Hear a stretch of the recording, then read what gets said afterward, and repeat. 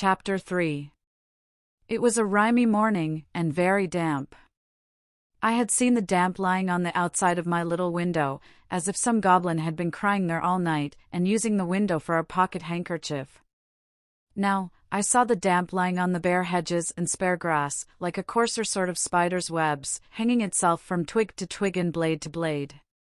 On every rail and gate, wet lay clammy, and the marsh mist was so thick that the wooden finger on the post directing people to our village, a direction which they never accepted, for they never came there, was invisible to me until I was quite close under it. Then, as I looked up at it, while it dripped, it seemed to my oppressed conscience like a phantom devoting me to the hulks. The mist was heavier yet when I got out upon the marshes, so that instead of my running at everything, everything seemed to run at me. This was very disagreeable to a guilty mind. The gates and dikes and banks came bursting at me through the mist, as if they cried, as plainly as could be, a boy with somebody else's pork pie. "Stop him!" The cattle came upon me with like suddenness, staring out of their eyes, and steaming out of their nostrils. "Hello, young thief!" One black ox, with a white cravat on, who even had to my awakened conscience something of a clerical air, fixed me so obstinately with his eyes, and moved his blunt head round in such an accusatory manner as I moved round, that I blubbered out to him, "I couldn't help it, sir. It wasn't for myself I took it." Upon which he put down his head, blew a cloud of smoke out of his nose, and vanished with a kick up of his hind legs and a flourish of his tail. All this time, I was getting on towards the river, but however fast I went, I couldn't warm my feet, to which the damp cold seemed riveted, as the iron was riveted to the leg of the man I was running to meet. I knew my way to the battery, pretty straight, for I had been down there on a Sunday with Joe, and Joe, sitting on an old gun, had told me that when I was 'prentice to him, regularly bound, we would have such larks there. However, in the confusion of the mist, I found myself at last too far to the right, and consequently had to try back along the riverside, on the bank of loose stones above the mud and the stakes that staked the tide out. Making my way along here with all dispatch, I had just crossed a ditch which I knew to be very near the battery, and had just scrambled up the mound beyond the ditch, when I saw the man sitting before me. His back was towards me, and he had his arms folded, and was nodding forward, heavy with sleep. I thought he would be more glad if I came upon him with his breakfast, in that unexpected manner, so I went forward softly and touched him on the shoulder. He instantly jumped up, and it was not the same man, but another man. And yet this man was dressed in coarse grey, too, and had a great iron on his leg, and was lame, and hoarse, and cold, and was everything that the other man was, except that he had not the same face, and had a flat broad-brimmed low-crowned felt hat on. All this I saw in a moment, for I had only a moment to see it in. He swore an oath at me, made a hit at me. It was a round weak blow that missed me and almost knocked himself down, for it made him stumble, and then he ran into the mist, stumbling twice as he went, and I lost him. "It's the young man," I thought, feeling my heart shoot as I identified him. I dare say I should have felt a pain in my liver, too, if I had known where it was. I was soon at the battery after that, and there was the right man, hugging himself and limping to and fro, as if he had never all night left off hugging and limping, waiting for me. He was awfully cold, to be sure. I half expected to see him drop down before my face and die of deadly cold. His eyes looked so awfully hungry too, that when I handed him the file and he laid it down on the grass, it occurred to me he would have tried to eat it, if he had not seen my bundle. He did not turn me upside down this time to get at what I had, but left me right side upwards, while I opened the bundle and emptied my pockets. "What's in the bottle, boy?" said he. "Brandy," said I. He was already handing mincemeat down his throat in the most curious manner, more like a man who was putting it away somewhere in a violent hurry than a man who was eating it, but he left off to take some of the liquor. He shivered all the while so violently that it was quite as much as he could do to keep the neck of the bottle between his teeth, without biting it off. "I think you have got the ague," said I. "I'm much of your opinion, boy," said he. "It's bad about here," I told him. "You've been lying out on the meshes, and they're dreadful aguish.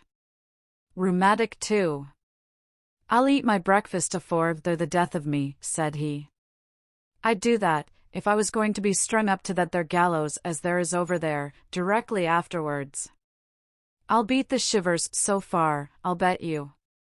He was gobbling mincemeat, meatbone, bread, cheese, and pork pie, all at once, staring distressfully while he did so at the mist all round us, and often stopping, even stopping his jaws, to listen. Some real or fancied sound, some clink upon the river or breathing of beast upon the marsh, now gave him a start, and he said, suddenly, "You're not a deceiving imp? You brought no one with you?" "No, sir." "No." "Nor give no one the office to follow you?" "No." "Well," said he, "I believe you. You'd be but a fierce young hound indeed, if at your time of life you could help to hunt a wretched warmint hunted as near death and dunghill as this poor wretched warmint is." Something clicked in his throat as if he had works in him like a clock, and was going to strike. And he smeared his ragged rough sleeve over his eyes. Pitying his desolation, and watching him as he gradually settled down upon the pie, I made bold to say, "I am glad you enjoy it." "Did you speak?" "I said I was glad you enjoyed it." "Thank ye, my boy. I do." I had often watched a large dog of ours eating his food, and I now noticed a decided similarity between the dog's way of eating and the man's. The man took strong, sharp, sudden bites, just like the dog. He swallowed, or rather snapped up, every mouthful, too soon and too fast, and he looked sideways here and there while he ate, as if he thought there was danger in every direction of somebody's coming to take the pie away. He was altogether too unsettled in his mind over it, to appreciate it comfortably, I thought, or to have anybody to dine with him, without making a chop with his jaws at the visitor. In all of which particulars he was very like the dog. "I am afraid you won't leave any of it for him," said I, timidly, after a silence during which I had hesitated as to the politeness of making the remark. "There's no more to be got where that came from." It was the certainty of this fact that impelled me to offer the hint. "Leave any for him?" "Who's him?" said my friend, stopping in his crunching of pie crust. "The young man that you spoke of. That was hid with you." "Oh, ah," he returned, with something like a gruff laugh. "Him? Yes, yes. He don't want no wittles." "I thought he looked as if he did," said I. The man stopped eating, and regarded me with the keenest scrutiny and the greatest surprise. "Looked? When?"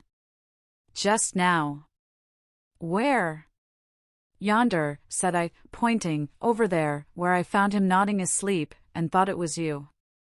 He held me by the collar and stared at me so, that I began to think his first idea about cutting my throat had revived. "Dressed like you know, only with a hat," I explained, trembling, and I was very anxious to put this delicately, and with the same reason for wanting to borrow a file. "Didn't you hear the cannon last night?" "Then there was firing," he said to himself. "I wonder you shouldn't have been sure of that," I returned, "for we heard it up at home, and that's farther away, and we were shut in besides." "Why, see now," said he. "When a man's alone on these flats, with a light head and a light stomach, perishing of cold and want, he hears nothin' all night but guns firing and voices calling." "Hears?" He sees the soldiers, with their red coats lighted up by the torches carried afore, closing in round him. Hears his number called, hears himself challenged, hears the rattle of the muskets, hears the orders, "Make ready. Present. Cover him steady, men," and is laid hands on, and there's nothin'. Why, if I see one pursuing party last night, coming up in order, damn 'em, with their tramp, I see 100. And as to firing, why, I see the mist shake with the cannon, arter it was broad day, but this man, he had set all the rest, as if he had forgotten my being there. Did you notice anything in him?" "He had a badly bruised face," said I, recalling what I hardly knew I knew. "Not here?" exclaimed the man, striking his left cheek mercilessly with the flat of his hand. "Yes, there." "Where is he?" He crammed what little food was left into the breast of his grey jacket. show me the way he went. I'll pull him down, like a bloodhound. Curse this iron on my sore leg. Give us hold of the file, boy. I indicated in what direction the mist had shrouded the other man, and he looked up at it for an instant. But he was down on the rank wet grass, filing at his iron like a madman, and not minding me or minding his own leg, which had an old chafe upon it and was bloody, but which he handled as roughly as if it had no more feeling in it than the file. I was very much afraid of him again, now that he had worked himself into this fierce hurry, and I was likewise very much afraid of keeping away from home any longer. I told him I must go, but he took no notice, so I thought the best thing I could do was to slip off. The last I saw of him, his head was bent over his knee, and he was working hard at his fetter, muttering impatient imprecations at it and at his leg. The last I heard of him, I stopped in the mist to listen, and the file was still going.